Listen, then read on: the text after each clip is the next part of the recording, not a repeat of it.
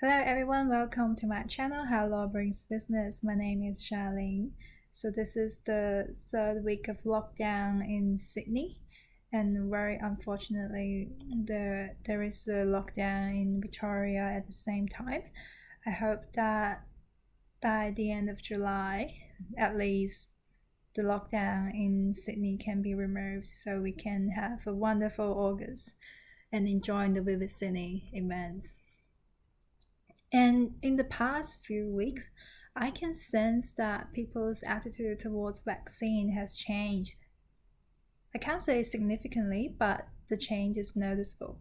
There are more and more people in Sydney or like around me, or as far as I know, are very actively booking COVID vaccine, either AstraZeneca or like Pfizer if they're eligible, or if they can get it, and which lead to the topic I'm going to talk about is the business opportunities in the health industry. So I have some friends who work in the health industry and they facilitating the COVID vaccine, and they told me that basically the process is that they need to book vaccine from the government, and then they will make arrangements to accept bookings. So, and this is funded by government completely. So, as a vaccine clinic, they don't need to pay for the vaccine. They don't need to pay for the staff. And also, quite recently, another friend of mine got a job to be a frontline COVID test sample collector. And yeah, so we can see that there's a lot of opportunities in the health industry at the moment, and it has been a while, at least since last year, since the outbreak. And so I'm just thinking, okay, what can we do in the COVID period, and what would happen if the COVID lasts longer? There are more and more countries have made a decision to treat COVID as a flu and relying on the efficiency of the vaccine to protect the public health system, or like protect or to encourage individuals to take a vaccine to protect themselves.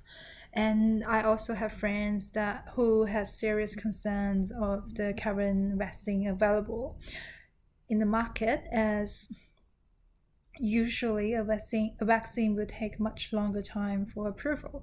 However, COVID as a global emergency, the vaccine emerges quite quickly, and it's kind of concerning for some people as well.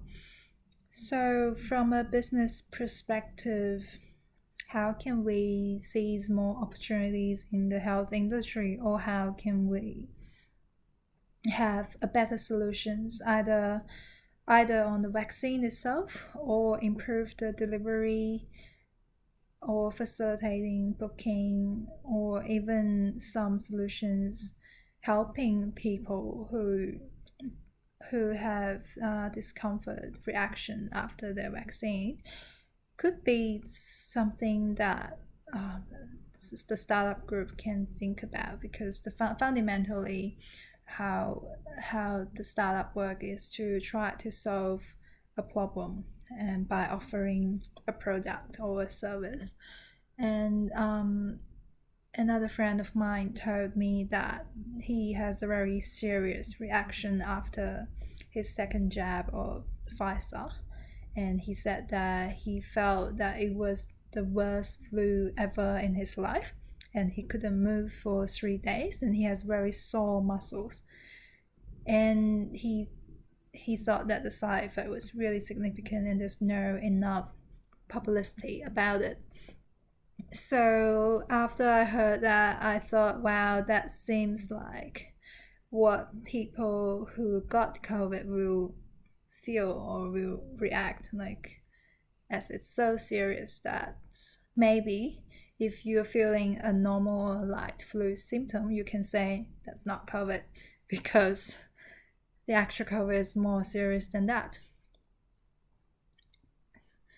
Yeah, and if we have to live with this virus and having vaccines every year, treat it as a flu, we need to think about it. How can we proactively provide services or products to help the general public have a better life in lockdown, for example, or like to help the general public can cope with the vaccine, for example, making a mask that's more comfortable and also efficient if you have to wear it when you go out.